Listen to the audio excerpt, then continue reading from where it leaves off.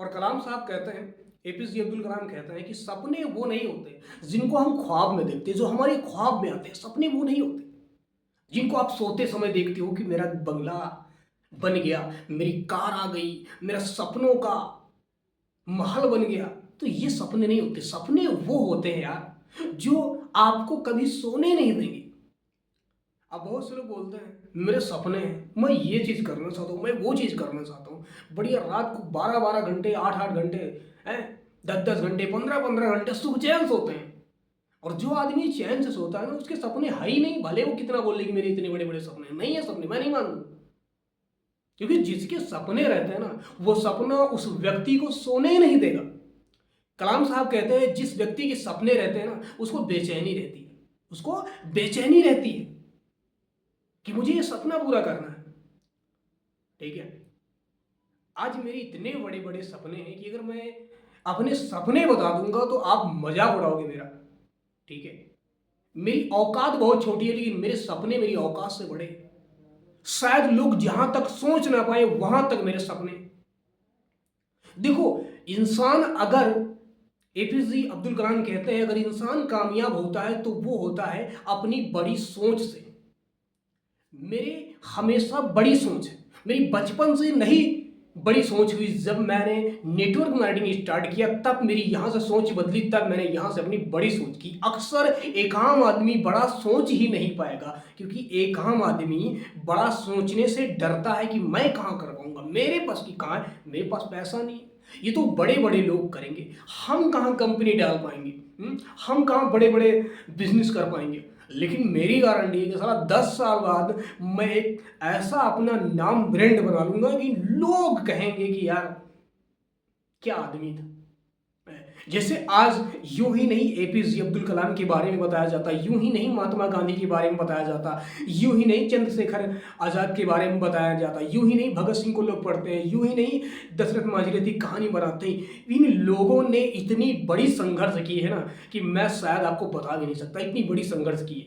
ठीक है, इनको ऐसे ही नहीं किताब में पढ़ाया जाता, ये ऐसे ही नहीं इतिहास बना दिया, इन्होंने ऐसे ही इतिहास नहीं रच दिया, इन्होंने बहुत बड़ी संघर्ष किया है। भीमराव अंबेडकर, बाबा साहब भीमराव अंबेडकर, ये आज इतने पढ़े लिखे हैं जिन्होंने भारत का संविधान बना के रख दिया। इन्होंने ऐसे ही संविधान नहीं बना के रख दिया, इन्होंने हर खुशियों, हर अपनी खुशियां का गला घोटा है।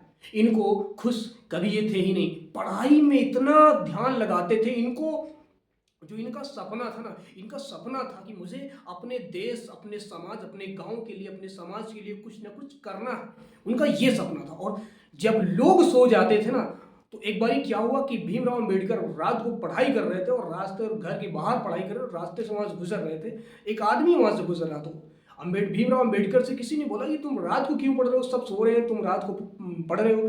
तो अंबेडकर ने जवाब दिया कि मैं इसलिए आज मैं पढ़ रहा हूं रात को, क्योंकि मेरा देश, मेरा गांव, मेरा समाज सुकून से सो सके अच्छे से, मैं इसलिए आज रात को पढ़ाई कर रहा हूं।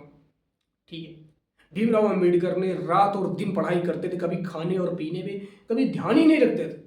ठीक है, जब उनके सामने कोई चाय लेकर आता, चाय रख देता टेबल पर, और उनका पढ़ाई पे इतना ध्यान रहता था ना कि वो चाय पीना भी भूल जाते। जब वो कप लेने उठाने जाता, तब देखते कि वो चाय वैसे ही पड़ी होती। तो उनसे बाबा साहब से पूछते वो कि सर आपने चाय क्यों नहीं पी। तो बोला कि चाय तो आप लेकर आए थे, लेकिन हम कुछ काम कर रहे थे इसलिए मैंने उस पर ध्यान नहीं रख पाया।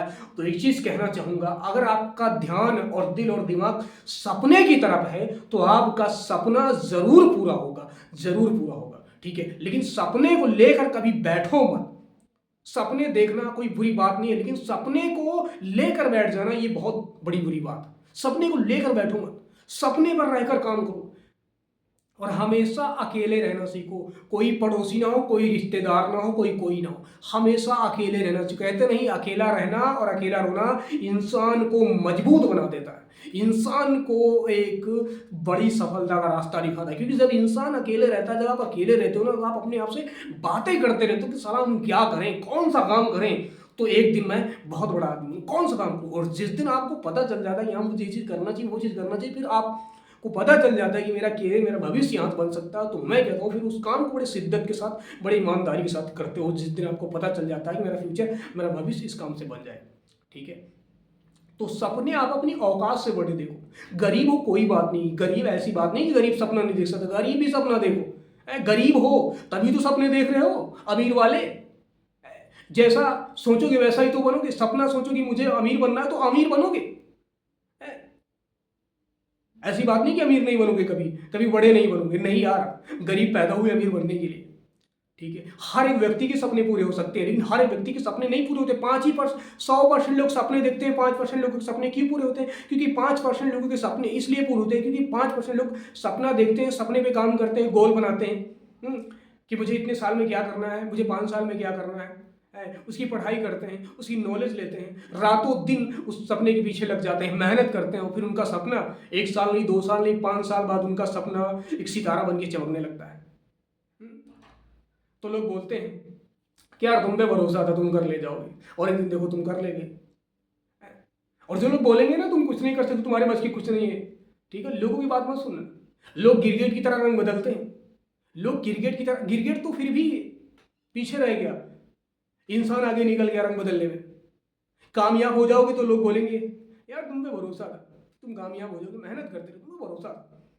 जब असफल हो जाओगे तो वही लोग बोलेंगे तुम्हारा लक्षण ही बता रहे तुम कभी कामयाब नहीं हो सकते।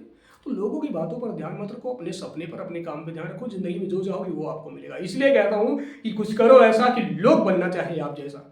ठीक है, आई होप कि मेरी वीडियो आपको अच्छी लगी होगी। अच्छी लगी होगी तो लाइक शेयर कमेंट जरूर करना। मेरे चैनल पे तो मेरे चैनल को सब्सक्राइब जरूर करना। मिलते हैं अगली नेक्स्ट वीडियो में। इतने के लिए धन्यवाद। थैंक यू सो मच, धन्यवाद।